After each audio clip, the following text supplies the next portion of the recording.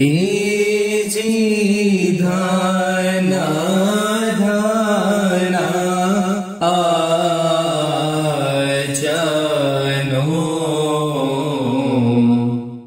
धारा लोरे आमे आईवारा पायाजी जुगा जुगना कसमला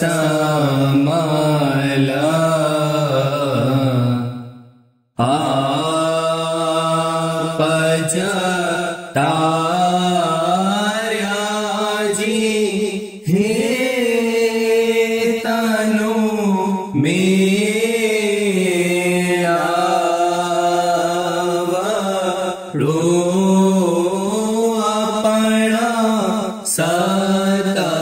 सतगुरसु की जी माननो मेलावा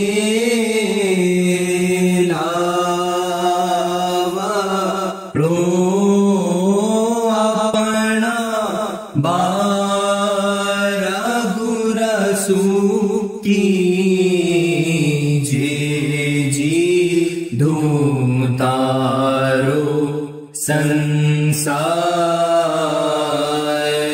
परले छोड़ी मुकी जे ठगारो संसार शाने नामे तरी जिए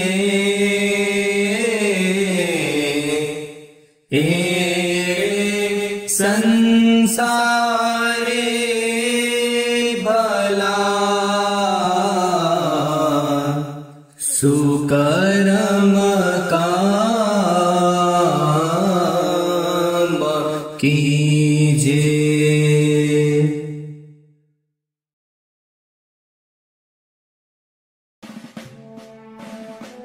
बिस्मिल्लाहिर्रहमानिर्रहीम।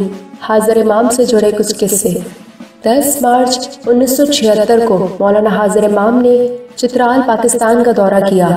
वहाँ के इस्माइली इमाम अलैहिस्सलाम की आमद की खबर सुनकर बहुत खुश हुए। इमाम अलैहिस्सलाम ने सबसे पहले गरम चश्मे के गांव का दौरा किया, जहाँ तकरीबन 110 इस्माइली खानदान मुकीम थे। ग्राउंड में टेंट और स्टेज कैसे लगाया जाए, इनके लिए एक मसला था।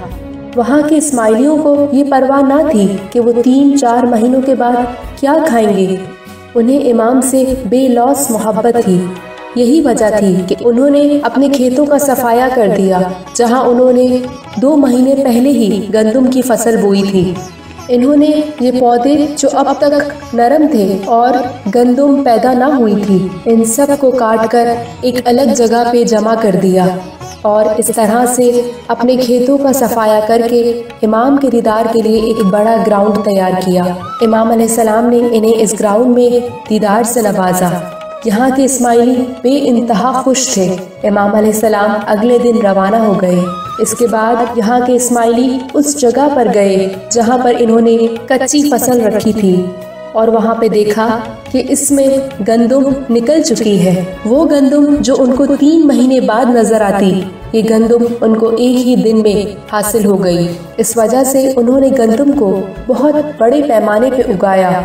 ये इस्माइलियों की इमाम के लिए बेलौस मोहब्बत और इमाम की इन इस्माइलियों पे दुआ आशीष का नतीजा था। मौलाना हाज़िर इमाम शाह करीम अल हुसैनी ने खुसूसी तौर पर सिंध पाकिस्तान का 1960 में एक दौरा किया। दारू में मुखी फिरोज अली एतमादी देवसी मोहम्मद ने सड़कों में बर्फ के रंग बिरंगे ब्लॉक्स बिछवाए। इमाम अलैहिस्सलाम एक खुसूसी ट्रेन के जरिए 6 अक्टूबर 1960 में तकरीबन 4 बजे के करीब दारू पहुँचे और फिर कार में बैठ गए। ये कार जमात खाना के लिए रवाना हो गई। इमाम अलैहिस्सलाम इन रंग बिरंगे आइस ब्लॉक्स को देखकर, जो कि रोडों पर बिछे हुए थे, बहुत खुश हुए और फरमाया, वाह क्या शानदार मंजर है। इन आइस ब्लॉक्स को देखकर मुझे डायमंड जुबली का मौका याद आ गया। 10 मार्च 1946 में ये मेरे दादा जान की डायमंड जुबली का मौका था। ये बात समझने की जरूरत है कि डायमंड जुबली 10 मार्च 1946 में हाज़र इमाम की उम्र सिर्फ 10 साल थी और वो इमाम सुल्तान मोहम्मद शाह से हजारों मील की दूरी पे पेरिस में थे। इमाम सुल्तान मोहम्मद शाह का नूर हाज़र इमाम में मौजूद है, जिसकी याद दहानी इस 6 अक्टूबर 1960 के वाक़े से दोबारा होती है कि जब इमाम अलैहिस्सलाम ने फरमाया, इन आइस ब्लॉक्स को देख के मुझे मेरे दादा जान की डायमंड जुबली का मौका याद आ गया। इसका मतलब कि जब वो इमाम सुल्तान मोहम्मद शाह के जामे में थे, इसी तरह के आइस ब्लॉक्स डायमंड जुबली के मौके पर इस्तेमाल हुए। तमाम आइमा बिलाशुबा मौला मुर्तज़ा अली के नूर से हैं। 7 नवंबर 1991 को तकरीबन 12 साल के एक छोटे से बच्चे ने मेहमानी की प्लेट क्लिफ्टन जमात खाना कराची में मौलाना हाज़र इमाम के सामने बाएं हाथ से पेश की। इमाम अलैहिस्सलाम ने फरमाया, प्लेट दाएं हाथ से पकड़ो। लड़का झुकी नज़रों से खामोश रहा। इमाम अलैहिस्सलाम ने दोहराया, लेकिन लड़के ने दोबारा कोई जवाब नहीं दिया। जब इमाम अलैहिस्सलाम ने इसे तीसरी दफ़ा फरमाया कि वो प्लेट अपने दाएं हाथ से पकड़े, लड़का रो पड़ा और इसके आंसू बहने लगे। इसने कहा, मौला मेरा दायां हाथ फालिज की वजह से काम नहीं कर रहा। इमाम अलैहिस्सलाम ने फरमाया, क्यों काम नहीं कर रहा? मेरी तरफ देखो और अपना दायां हाथ हिलाने की कोशिश करो। अचानक इसके दाएं हाथ की 5 उंगलियां आहिस्ता आहिस्ता हरकत करने लगी और फिर पूरा दायां हाथ ये 10 से 15 सेकंड के अंदर अंदर ही हो गया और फिर लड़के ने प्लेट को बाएं हाथ से दाएं हाथ में मुंतकिल किया। इमाम अलैहिस्सलाम ने इसे दुआ शीश नवाजा और उसका इलाज जारी रखने का कहा और फरमाया, सब कुछ ठीक हो जाएगा। 1960 में मौलाना हाज़र इमाम ने पाकिस्तान का दौरा किया। खारदर और गार्डन जमात खाना कराची में दीदार और दीगर मजहबी रसूमात के काम अंजाम दिए। इस वक्त मुखी कमरुद्दीन मोलू नोटा का दौर चल रहा था, जो कि गार्डन जमात खाना के मुखी थे और दीदार में इमाम अलैहिस्सलाम के साथ रहे, लेकिन इंग्लिश बोलना नहीं जानते थे, इसीलिए वो इमाम अलैहिस्सलाम के साथ कच्छी में बात करते रहे। 27 सितंबर 1960 में जब इमाम अलैहिस्सलाम का गार्डन जमात खाना कराची में आखिरी दीदार था, मुखी कमरुद्दीन मोलू ने इमाम अलैहिस्सलाम को कहा कि मौला मेरी खिदमत में मुझसे कोई गलती हुई हो तो मुझे माफ़ करें। इमाम अलैहिस्सलाम ने अपना हाथ इनके सर पे रखा और फरमाया, मुखी मैं तुम्हारी ज़बरदस्त खिदमत से बेइंतहा खुश हूँ। मुखी रोने लगा और कहा, मौला मेरी गलतियों को माफ़ करें। इमाम अलैहिस्सलाम ने फरमाया, मुखी तुमने कोई गलती नहीं की, मैं तुम्हारी इस ज़बरदस्त खिदमत से बहुत खुश हूँ। तुम्हें पता होना चाहिए कि तुम्हारे आबा व अजदाद मेरी जमात की 79 सालों से खिदमत अंजाम दे रहे हैं। मुखी के ख़ानदान की खिदमत कामलिया साजिन रहीम नोतू, जिन्होंने 1881 में इमाम हसन अली शाह के दौर में खिदमत की और 1960 तक मुखी कमरुद्दीन मोलू नोटा तक तकरीबन 79 साल की खिदमत 1960 तक हुए। 11 नवंबर 1991 की सुबह में तरखाना जमात खाना में लाइफ डेडिकेशन की मजलिस में हाज़र इमाम तशरीफ़ लाए और कुर्सी पर बैठ गए। शेड्यूल के मुताबिक इमाम अलैहिस्सलाम के सामने किनान के कुछ अशआर पढ़े जाने थे, लेकिन इमाम अलैहिस्सलाम ने ये ख्वाहिश जाहिर की कि आए रहीम रहमान का पूरा गिनान पढ़ा जाए और इसी तरह इमाम अलैहिस्सलाम की ख्वाहिश के मुताबिक पूरा गिनान पढ़ा गया और जमात ने भी गिनान ग्रुप के साथ ये गिनान पढ़ा। इमाम अलैहिस्सलाम बेइंतहा खुश हुए और जमात को दुआ असीस से नवाजा। इमाम अलैहिस्सलाम ने फरमाया, आज आपने मेरी आंखें ठंडी कर दी। किस्सा 2। 11 नवंबर 1991 में तरखाना जमात खाना कराची की एक मेहमानी में एक आदमी ने कहा कि मौला मेरे गांव मीर सकरो सिंध में मेरे 80 साला वालिद बहुत बीमार है, आप उनकी सेहतयाबी के लिए दुआ करें। इमाम अलैहिस्सलाम ने फरमाया, मैं उनकी रूहानी के सुकून के लिए बेहतरीन दुआ आशीष करता हूँ। ये आदमी जब वहाँ से वापस आ रहा था तो इसी सोच में था कि वो इमाम अलैहिस्सलाम के पास रूहानी मेहमानी तो नहीं ले गया था, तो फिर इमाम अलैहिस्सलाम ने ये दुआ आशीष क्यों दी। जब वो अपने भाई के फ्लैट में दाखिल हुआ जहाँ वो रुका हुआ था, इसके भाई के घर एक टेलीग्राम मीरपुर सकरो से मौसूल हुआ, जिसमें ये लिखा था कि वालिद का इंतकाल कल रात ही हो गया है। 1967 में दौरा भावनगर के दौरान मौलाना हाजिर इमाम ने जमात को दीदार से नवाजा और नए शादीशुदा जोड़ों को मुबारकबादी भी दी। मुखी ने हाथ में प्लेट पकड़ी हुई थी। इमाम ने हर जोड़े को एक हाथ से थापड़ा दिया और प्लेट में से 2 पेपरमिंट देखे बगैर निकालते और हर नए जोड़े को देते। इस तरह से तकरीबन आधे जोड़ों ने मुबारकबादी और पेपरमिंट हासिल कर ली थी। इसी दौरान मुखी ने दिल में सोचा कि मौला बगैर देखे प्लेट से पेपरमिंट निकाल रहे हैं, अगर कभी 2 के बजाय 3 पेपरमिंट इमाम अलैहिस्सलाम के हाथ में आ गई तो क्या होगा। इसी वक्त फौरन इमाम अलैहिस्सलाम के हाथ में 3 पेपरमिंट आ गई, जिस पर मुखी बहुत हैरान हो गया। इमाम अलैहिस्सलाम ने मुखी को देखा और फरमाया, देखो मुखी, इस दफ़ा मेरे हाथ में 3 पेपरमिंट आ गई। इमाम अलैहिस्सलाम ने मुखी से फरमाया, मुखी 1 पेपरमिंट तुम ले लो। इसके बाद इमाम अलैहिस्सलाम ने बची हुई 2 पेपरमिंट जोड़े को दी। मुखी ने एक दफ़ा फिर सोचा कि पेपरमिंट इमाम अलैहिस्सलाम की हाजिरी में खाना ठीक नहीं रहेगा, मैं इसको बाद में खा लूँगा।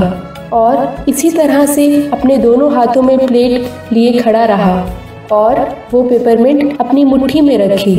थोड़े ही लम्हात बाद इमाम अलैहिस्सलाम ने मुखी से पूछा, मुखी क्या तुमने वो पेपरमिंट खा ली। मुखी ने कहा, मौला अभी नहीं खाई, लेकिन मैं इसको बाद में खा लूँगा। इमाम अलैहिस्सलाम ने फरमाया, नहीं मुखी, तुम इसको अभी खाओ, वरना ये पसीने की वजह से पिघल जाएगी और यहाँ पर मक्खियाँ आने लगेंगी जो तुम्हें और मुझे परेशान करेंगे। मुखी ने इमाम अलैहिस्सलाम की ताबेदारी करी और पेपरमिंट उसी वक्त खा ली। तख्त नशीनी के बाद मौलाना हाजिर इमाम ने कई ममालिक का दौरा किया और 1957 में कई इस्माइलियों से बैयत ली। जब इमाम अलैहिस्सलाम कंपाला युगांडा तशरीफ लाए तो बहुत से इस्माइलियों ने एक कतार में खड़े होकर इमाम अलैहिस्सलाम से बैयत ली। एक आदमी जो अपने 2 साल के बच्चे के साथ वहां आया था, इमाम अलैहिस्सलाम ने इसे बुलाया और कहा, ये छोटा बच्चा क्या ये तुम्हारा बेटा है। इसने इमाम अलैहिस्सलाम को इंतहाई अदब और अखुवत से जवाब दिया, जी मौला। इमाम अलैहिस्सलाम ने यही सवाल दोहराया और दोबारा इस लड़के ने यही जवाब दिया। इसने सोचा कि इमाम अलैहिस्सलाम ने दोनों दफ़ा यही सवाल क्यों पूछा कि ये उसका बेटा है या नहीं। इसने अपने बेटे की तरफ देखा। इसी दौरान इमाम अलैहिस्सलाम ने तीसरी दफ़ा पूछा, क्या ये तुम्हारा बेटा है। इसने कहा, बिल्कुल या मौला, ये मेरा बेटा है। इसके बाद इमाम अलैहिस्सलाम ने दोबारा कोई सवाल न किया। ये आदमी और ये बच्चा वहाँ से चले गए। बैयत की तकरीब ख़त्म होने के बाद इमाम अलैहिस्सलाम कंपाला से चले गए। दूसरी तरफ ये आदमी घर आया और दोपहर के खाने के बाद पलंग पे आराम किया। वो बार बार यही सोचे जा रहा था कि इमाम अलैहिस्सलाम ने एक ही सवाल इससे 3 दफ़ा क्यों किया। इसने अपनी बीवी से इसकी वजह पूछी। इसने कहा कि ये हमारा बेटा नहीं है, ये इमाम का बेटा है। इसने उसको याद दिलाया कि 1956 में जब इनका बेटा 1 साल का था तो बहुत ही बीमार पड़ गया था। डॉक्टरों ने इसके सही होने की कोई उम्मीद ना दिलाई और ये कह दिया कि इसके बचने के कोई आसार नहीं। इन लोगों ने बहुत से इलाज किए लेकिन कोई फायदा ना हुआ और जब ये मायूस हो गए तो ये अपने मरते बच्चे को जमात खाने ले आए। जमात खाने में कोई मौजूद न था। इन्होंने अपने बच्चे को पाट पे रखा और इमाम सुल्तान मोहम्मद शाह की तस्वीर के आगे आंसुओं के साथ इंतहाई आजिज़ी से दरख्वास्त की कि या मौला, ये हमारा बेटा है, लेकिन आज हम इसको तेरे हवाले करते हैं। आज से तू इसका बाप है। या मौला, सिर्फ तू ही हमारा सहारा है। तूने ही ये औलाद हमें दी है। अब हम ये तुझे ही वापस करते हैं। तू इसको सेहत और इस बीमारी से निजात दे। इसके बाद ये जोड़ा अपने बेटे के साथ घर वापस आता है। थोड़ी ही देर में इनका बच्चा ठीक होने लगता है और कुछ ही घंटों में खेलने लगता है। वालिदैन इंतहाई खुश होते हैं और इमाम अलैहिस्सलाम की शुक्रगुजारी करते हैं। दिन और महीने गुजर जाते हैं और वो भूल जाते हैं कि ये इमाम की औलाद थी और इन्होंने 1956 में इमाम सुल्तान मोहम्मद शाह की सुपुर्द की थी। जब मौलाना हाजिर इमाम ने इससे 3 दफ़ा बैयत लेने के दौरान ये सवाल किया तो उसने ये जवाब दिया कि ये उसकी औलाद है। लेकिन अब इनको महसूस हुआ कि इमाम सुल्तान मोहम्मद शाह और हाजिर इमाम दोनों नूरे अली हैं। लेकिन अब ये क्या करें?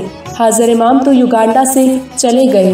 अक्टूबर 7, 1962 में इमाम अलैहिस्सलाम दोबारा कंपाला आए।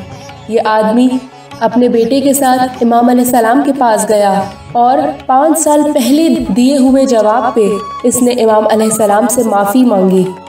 इसने कहा, मौला, ये आपका बेटा है, हमने इसको आपकी हिफाजत में रखा है, ये आप ही का बेटा है। आप बताएं जो भी आप इसके लिए ख्वाहिश रखते हैं। इमाम अलैहिस्सलाम ने इसकी माफ़ी कबूल की और उसको फरमाया कि इसको बेहतरीन मजहबी और दुनियावी तालीम दो। आखिर में इमाम अलैहिस्सलाम ने कहा, अगर तुमने इसकी परवरिश में कोई भी कमी छोड़ी तो मैं तुम्हें आखिरत में पकड़ूंगा। 1970 में तकरीबन 150 इस्माइली जो कि हिंदुस्तान से ताल्लुक़ रखते थे वैंकूवर कनाडा के जनूबी हिस्से में आबाद हुए। उन्होंने जमात खाने के लिए एक छोटा सा बंगला किराए पे लिया और बरकत अली ने मुखी के फ़राइज़ अंजाम दिए। कनाडा में कोई काउंसिल मौजूद न थी। बंगलों का एक ही माला जमात खाने के तौर पर इस्तेमाल होता था। उन्होंने एक मैक्सिकन गार्ड को इस जमात खाने की देखभाल के लिए रखा जो आधी रात में किचन में कॉफ़ी भी तैयार करता था। इस्माइली खास करके सुबह के जमात खाने में बहुत पाबंद थे। एक दफ़ा आधी रात को बिजली का स्विच फ्यूज हो गया जो कि जमात खाना के मेन डोर के पीछे ही था। गार्ड को फ्यूज ठीक करना आता था, इसीलिए मुखी बरकत अली ने उसको लिया और पहले फ्लोर पे गया और दरवाज़ा खोला। गार्ड ने फ्यूज ठीक कर दिया, लेकिन वो इंतहाई हैरान हो गया जब उसने पहली मर्तबा जमात खाने का अंदरूनी हिस्सा देखा। सबसे ज्यादा हैरान कर देने वाली चीज उसको इमाम अलैहिस्सलाम की तस्वीर लगी। वो तस्वीर के पास आया और करीब से देखने लगा और इसने पूछा, बरकत अली, ये कौन है? इसने कहा कि ये हमारे रूहानी बाप है। उसने दोबारा तस्वीर को करीब से देखा और कहा, क्या तुम ठीक कह रहे हो? बरकत अली ने कहा, बिल्कुल, इसमें कोई शक नहीं। ये गार्ड और मुखी सीढ़ियों से नीचे उतरे। गार्ड ने एक दफा फिर पूछा, क्या तुम वाकई ठीक कह रहे थे कि वो तुम्हारे रूहानी बाप है? मुखी ने इस दफा इसको तसल्ली बख्श जवाब दिया और कहा कि वो तस्वीर मेरे रूहानी वालिद की है और किसी की नहीं। गार्ड ने कहा, अगर वो तुम्हारा रूहानी बाप है तो ये वही इंसान है जो रोज 4 बजने से कुछ मिनट पहले यहाँ आता है और मेरे साथ कॉफी बनाता है। मैं और ये दोनों किचन में एक साथ कॉफी बनाते हैं। ये मुझे इसको तैयार करने में मेरी मदद करता है और ये दरवाज़ा खोले बगैर इबादत गाह में दाखिल होता है। अगर ये तुम्हारा रूहानी बाप है तो मैं सबको चर्च में ये बात बताऊंगा, लेकिन इससे पहले ये गार्ड पादरी को बताता वो उसी दिन सुबह में 11 बजे इंतकाल कर गया। इससे ये बात समझ आती है कि इमाम अलैहिस्सलाम बातिनी तौर पर जमात खाना में हर वक्त मौजूद होते हैं।